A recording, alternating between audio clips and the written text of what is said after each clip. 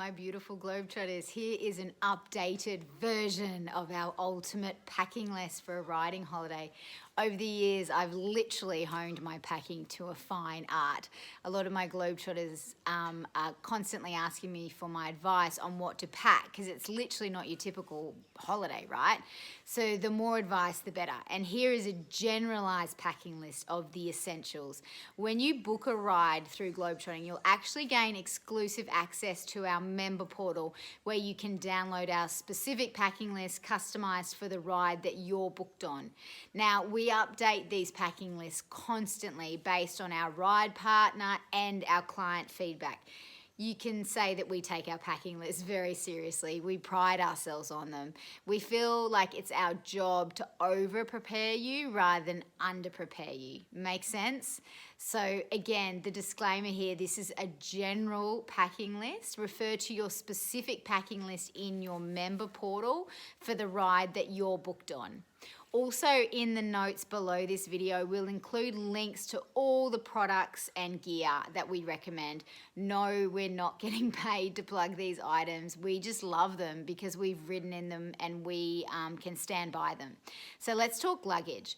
So firstly, you want to pack in a soft canvas bag, preferably with wheels. Hard suitcases with wheels are great when you're traveling to Tokyo or LA, but are hopeless when you're on safari. And with most rides, your transfers are either via a small plane or your luggage is transferred in trucks or a ute. So the more malleable and hard wearing the bag is, the better. So you can get soft bags, which I love, with wheels, especially if you're a solo female traveler and don't have the muscles to lift your bag.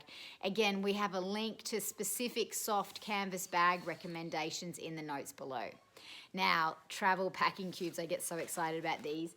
These ingenious little cubes ensure that everything is easy to find when you need it, not to mention easier to pack. They're especially wonderful on rides when you're moving to a different location each night and unpacking and repacking on a regular basis. Instead of your luggage literally exploding out of your bag, you can just unzip one or two little cubes. For example, I keep my socks and underpants in one cube and then my riding gear in another cube and then my dirty clothes in another cube, and you get the idea, right? Again, there is a link below to the packing cubes that we love. Okay, clothing list, a buff, right? Do you know what these are? They're like a neck sock. I love these because they're so incredibly versatile. You can get them in different types of fabric. Perfect to ride with, especially when it's dusty. They prevent dirt mustaches. Don't laugh, I've seen plenty. They can protect your face from dust if you happen to get stuck behind the group at the canter. The buff is really good at night when the temperature drops to keep you warm, or at lunchtime if you're riding in a hot climate, you can dip it into the river and cool yourself down. They can be a fashionable hair accessory when you haven't washed your hair for many days. I mean, I literally wear them as a beanie or a headscarf. I love, love, love the buff. Riding pants. Now, you've probably heard me talk about these before, but I personally love the Argentine bombachas in a khaki, navy, or stone colour. They are the duck's nuts. I team them with a pair of half chaps and short boots. You can also wear them with long boots. They're made from a durable cotton fabric, so they're resistant to hook thorns that can be found in Africa. For hot climates, they're incredibly cool and it can also be worn as dress pants. I mean, I literally get so many comments on these pants and could sell them twice over. Now, you want to pack 3 pairs of riding pants. I mean, a friend also told me about Carrots riding tights or Iridian riding tights. They're really cool too. I'm a big fan of these. Both of these brands, they come with a pocket where you can put your phone on the side and you can get different weighted material depending on the riding climate. Or some of our Globetrotters love riding in jeans, which is so okay. Make sure you take your most comfortable stretch jeans. This is not a skinny jean type of holiday, let me assure you. Also to note, depending on the ride you book, you want to check out the type of saddle that you'll be riding in. Obviously, if you're riding in a Western saddle or an Australian stock saddle that has a swinging fender, you don't need chaps. But when you're riding in an English saddle, whether you're riding in boombatches or tights or jeans, you'll need half chaps or long boots, just that you don't get pinched by the stirrup leather. Padded bike shorts. Okay, disclaimer, I haven't ridden in these as my bottom is pretty saddle fit, but I've been told by my Globetrotters that they are amazing. So you would wear your padded bike pants underneath your riding clothes, and it will prevent many a sore bum if you're riding up to 6 or 7 hours per day, and can serve as a cheaper alternative to a seat saver. Now, you'd consider slipping a pair under your riding pants if your riding holiday involves long hours in the saddle, that's for sure. And they don't take up much room in your bag. Now, long sleeve cotton shirts, closed front, I love these. If you're in a sticky environment, think Africa, Brazil, Australia, these shirts are awesome for sun protection. And for cold climates, you can wear a vest over the top or thermals underneath, which I'm doing here. We sell these shirts on our website with the stylish Globetrotting logo. This is a shameless plug. So you can make sure you purchase a couple before your ride. If your riding holiday is in Africa, be sure to get subdued colours. Stay away from red or hot pink. I'm a sucker for the blues or the khaki or green. Thermal, so important. The trick to riding in cold or unpredictable weather is to dress in layers, and thermals make the perfect base layer. I remember our ride host actually in Ireland telling us to dress like an onion, which essentially means dress in layers, just so you can peel them off or on depending on the weather. My favourite is the icebreaker thermals because they're made from a natural fibre of merino wool, which is perfect for all weather conditions. Again, click below. We have all our recommendations for the thermals that we love. Now, I love a vest. I always will have a vest with me. I love when one has a high collar. The double zips are perfect for riding in, and hidden pockets to protect your phone on the move, and it's just another layer that you can have on or off. A lightweight rain jacket is always a good idea if it's not already provided by the outfitter. Now, my personal preference when riding in wet weather is a hip-length jacket teamed with waterproof riding pants rather than a full-length or three-quarter jacket. I just haven't had great experiences with the longer jackets. They're cumbersome. They take up too much room in your bag. They can flap when it's windy, and they're just awkward when you're swinging your leg over the saddle. Personally, I'm just not a fan. For our lightweight rain jacket recommendations, click on the link below. Again, if you're watching this and you're booked on a ride, refer to your specific packing list and trip notes, as some of our ride partners do supply the longer style wet weather jacket. And look, you're going to save money if they provide a jacket for you. Gloves, this is a personal preference. I don't personally ride in gloves unless it's really cold, but we do have, pack a pair if you think they take up no room. We've got, again, links below for our preferred riding gloves for warm and cold weather. What I will say is I'm a huge fan of the sealskin brand for cold weather riding. These are made from neoprene, and they literally saved me in Iceland. Have a look at the link below. Bras, ladies, be sure to pack bras that are tried and true. I mean, obviously, there's nothing worse than enduring a day's riding in an uncomfortable or unsupportive bra.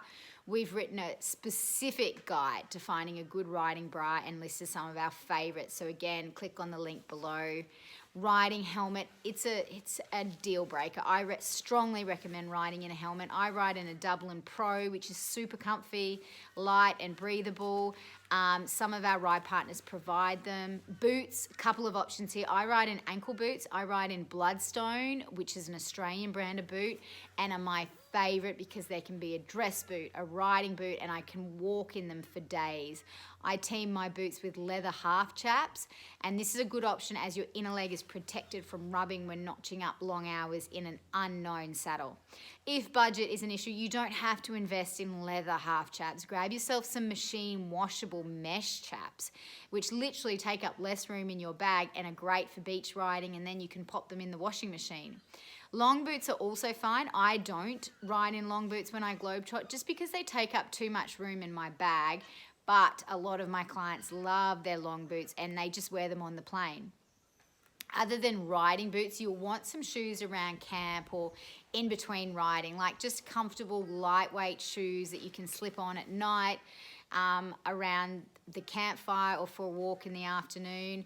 I would recommend, I'm a huge fan of Toms, which are also known as espadrilles or alpargatas. They're really easy to slip on, and they're comfortable and easy and take up limited space in your bag.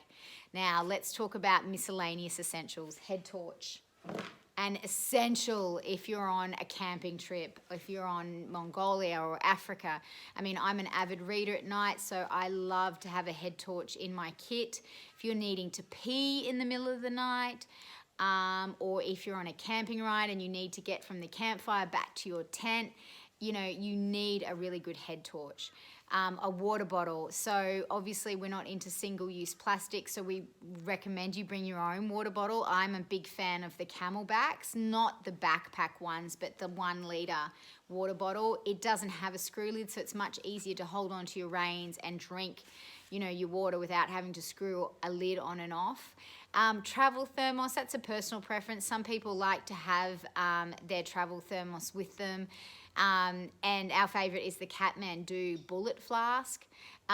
Sunglasses with a strap. I mean, sunglasses firstly because, again, to protect your eyes from dust and rocks. And a sunglass strap's just great so you're not losing your sunglasses. I have so many clients where they lose their sunglasses in mid-canter. Sunglass strap would prevent that.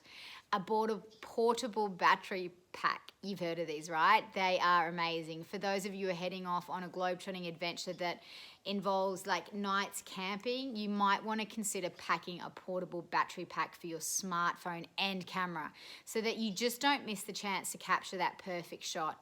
You can find all of our suggestions for the portable battery pack below. A travel adapter. It's essential if you're heading overseas for your globetrotting adventure. We love this particular universal adapter here, and we've got the link below. Noise cancelling earphones. I love these when I'm on a plane. They're super important. I can distract myself with no background noise and I can get sleep on a plane. Earplugs are really important if you're going to be sleeping with someone that you don't know. Silicone earplugs are the best. Wash bag essentials. Now this generally is the heaviest and most cumbersome part of your packing list, but is super important. So roll-on sunscreen. It's, again, easier to apply while riding along. Lip balm, make sure it has sun protection. And again, no screw lids for quick application on horseback while holding your reins. Skin-coloured zinc sunscreen. My all-time favourite is the Dermalogica 20 Plus Tinted Moisturiser, which also acts as my foundation, my daily moisturiser, and my sunscreen. Wet wipes, for those that don't have camp showers, wet wipes are a godsend in helping you feel clean and refreshed until your next shower. Chafing cream, personal preference. If you want, save yourself from the pain of raw skin after a long day of riding by coming prepared. Our anti-chafing cream recommendations are below. Dry shampoo, a game changer. Again, my recommendations below. Nurofen or ibuprofen. If you suffer any muscle soreness from riding, these will help. Take 2 tablets an hour before you ride if you're suffering from aches and pains from the previous riding day. Panadol, that's pretty self-explanatory. Then GastroStop, make sure you have plenty of these. You just never know if food doesn't agree with you. Keep them in your top pocket for swallowing if the need arises. On the subject of medication, we've put together some comprehensive articles with the help of our fellow Globetrotter and medical professional, Dr. Anna King, about staying healthy on your horse, riding holiday, and just being prepared. So we strongly recommend you give them a read. There's one article titled Before You Leave Home and then another article on the road. So this will be a super good start on what to pack in terms of meds. So there you have it, Globetrotters. It's the ultimate packing list. Again, I'm going to stress this is a guideline. When you book a ride, you'll be privy to a specific packing list based on the ride you're doing. Again, we're huge believers in over-preparing you and setting you up for success. Thanks a lot, Globetrotters.